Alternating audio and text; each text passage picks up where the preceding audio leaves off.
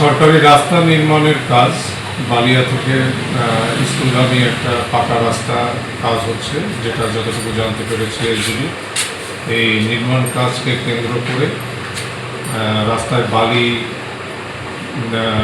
দেওয়া এবং বালি দিয়ে রাস্তার কার্যক্রম ভালোভাবে রাস্তা তৈরি করার নিমিত্তে এখানে এলাকার লোকজনের ভিতরে মনোমালিন্যের সৃষ্টি হয়, হাতাহাতির ঘটনা ঘটে।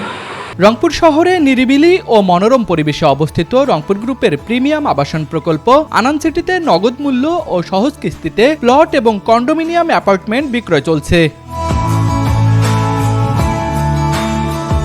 এই বিষয়ে আমরা সেখানে 999 সংবাদ পেয়ে পুলিশ ফোর্স পাঠিয়েছি।